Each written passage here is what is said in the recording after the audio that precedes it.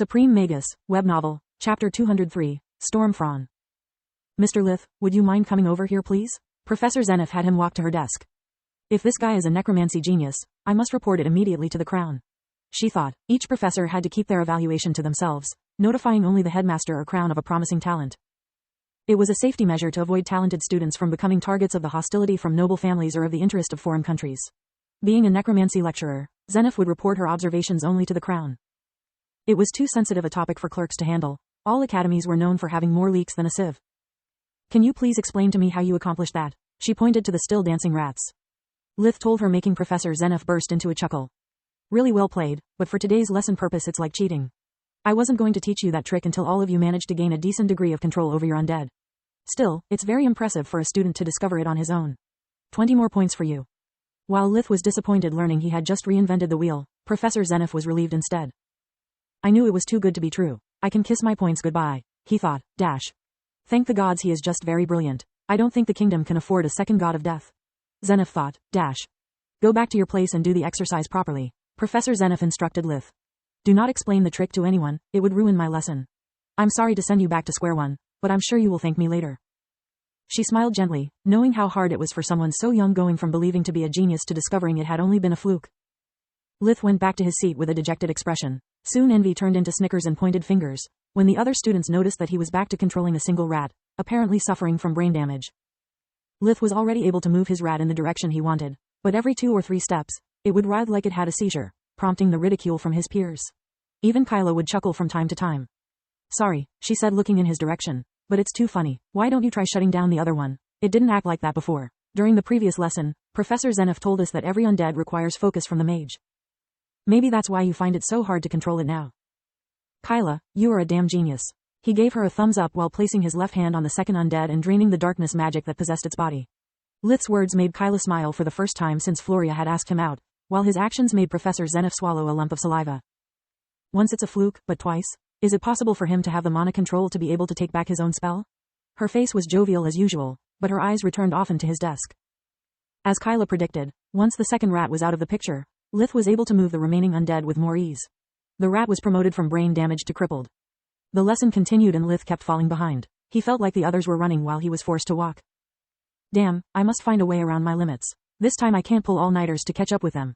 Think, Lith, think. Normally, when I use necromancy, I always keep my undead under control with tendrils of mana. It serves the purpose of constantly feeding them and makes their reaction time much faster, since I can control them with but a thought. Now I have to control a lump of mana after giving it a body instead.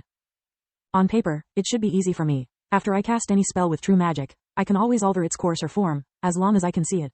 Why should this be any different? Lith drained and injected darkness magic into the carcass multiple times, turning it into an undead and back while trying to remember the feeling he experienced when the mana passed from him to the skeleton. This is not dimensional magic where I have to constantly manipulate and adapt different mana flows. Unlike a warp step, the undead is stable. I need to feel it just once. Lith kept his eyes closed, repeating the spell over and over, until he was able to feel every drop of mana that came out of his core, manipulating it like it was a new arm. To make things easier, Lith coordinated the rat skeleton's movements with his right hand's fingers. There were no tendrils attached, but thanks to the workaround he was soon able to move the creature at will.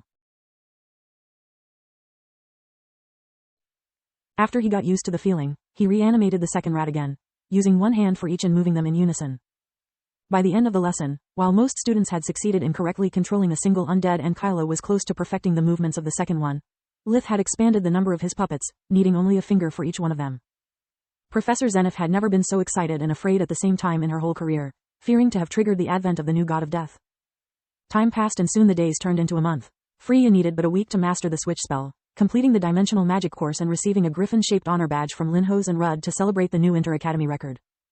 Aside from Kyla, the rest of the group had mastered Blink, but they had yet to succeed in the switch spell. Kyla and Freya used that extra free time to cram healing magic together, becoming the rising stars of the light magic department. Lith kept forge mastering successfully one elemental weapon after the other, making Professor Wainmeyer so happy that at one point she offered to adopt him. It was a flattering proposal, but he gently refused it. Necromancy helped Lith overcome his mana sensitivity gap, leaving Professor Zenith in awe. He would finish the assignment so fast that she promoted him to her assistant during the lessons, giving tips and suggestions to the other students.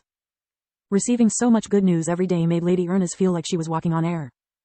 I hope you will now admit I'm always right. She chuckled reading the latest congratulatory report from the White Griffin Academy. A dimensional magic prodigy, 2 geniuses at healing, and our little flower has finally blossomed as a woman. The future of House Ernez is as good as set in stone. At those words, Orion Ernez spit out his tea in the butler's face, spilling the rest on his own nether regions. The pain coming from the hot tea was nothing compared to the one he felt in his heart, so he ignored it, treating the small burns with healing magic. Do you mean she, they? You know what I mean. Orion was beet red from pain and anger. No, I don't, she giggled, sending the butler away. It's never a good thing for a parent to meddle during the initial phases of a relationship. Lith seems quite the gentleman, I'm sure he'll make her first time pleasurable. Orion once again cursed Lith's name and the day he brought the little runt into his house. She is too young for that. How can you say such things and remain so calm? Journey put down the report, looking Orion straight in the eyes. Didn't we start knowing each other intimately when I was 15? She asked with a soft smile. Those were different times, ages ago, Orion replied, noticing the trap when it was already too late. Are you calling me an old hag? She stood up, scolding him with an indignant tone. No, gods no, Orion hastily retreated, admitting defeat was his only option at that point, or he would share the doghouse with Lucky for the days to come. You are right, 15 is the perfect age to start dating. According to our little flower, Lith is a very promising healer, forge master and maybe even necromancer. Journey was back to being all smiles. You could bring him to your forge sometime, for some male bonding time. I was thinking we should meet his parents one of these days. Nothing formal, just to say hi and introduce ourselves. Orion Ernez was inwardly weeping blood at the thought of losing his little flower to a brute whose only perk was being so similar to his beloved wife, but he could only nod with a smile plastered on his face. Sitting alone in his office, Linhos couldn't help but have an eerie feeling that something terrible was about to happen. Things were going smoothly, there had been no more accidents and he received only good news. It was all too good to be true. Linhos was the White Griffin headmaster for 3 years now. He knew the rules of the game all too well. He had spent the first 2 years learning the ropes before finally implementing the changes he had always dreamt about to the academy system. Despite being the trial year, his academy had already achieved the highest number of promoted students per trimester and the lowest numbers of expelled or injured students per month. The healthy environment had allowed many students that had appeared unremarkable at their arrival at the academy to develop their talents. They were popping out like mushrooms in all departments. The random checks for slave items had been fruitless. Members of the Queen's Corps would search and interrogate the staff, but thank the gods every time they would come up with nothing. Yet Linhos couldn't help but worry. According to the reports he received from the professors and the Queen, despite the internal strife having been quelled, all academies were still experiencing an all-time low of the students' grades. Linhos knew that sooner or later, the other headmasters would try to sabotage his academy. With such poor results, they would be forced to implement Linhos's system, losing a lot of face and looking incompetent in the eyes of the magical community. No matter what the Queen ordered, he was certain that they would put their prestige above everything. Many of them were too old to accept the changes and would never accept retirement. To make things even worse, it was almost that time of the year again. Thinking about how much work he had to do with so little time at his disposal, Linhos sighed multiple times before summoning Nalir to his office. The magic crystal lessons were the most appreciated among the compulsory courses of the 3rd trimester. There were no winners or losers, all the students had become capable of cutting and refining low-grade gemstones. It had no homework, since handling mana blades and crystals was too dangerous without supervision, nor was there a rush to complete the task. The most important thing was the quality of the final product, so students would take their time, facing each crystal like a challenge to oneself rather than to the rest of the class. At the end of the lesson, after checking the results of the students' work, Professor Nalir had an announcement to make. Excellent work everyone. Now I have good news and bad news. The good news is that since the whole class is making progress at such an outstanding rate, our trip to the forest's crystal mines has been brought forward. We'll depart tomorrow first thing in the morning. Bring along anything you think you might need in the next few days. The trip was supposed to last only one morning. The sudden change of plans made the class burst with chattering. Nalir raised her hand, silencing them with a quick spell. This leads to the bad news. For security reasons, students and professors alike will move out of the academy until the 18th day of this month.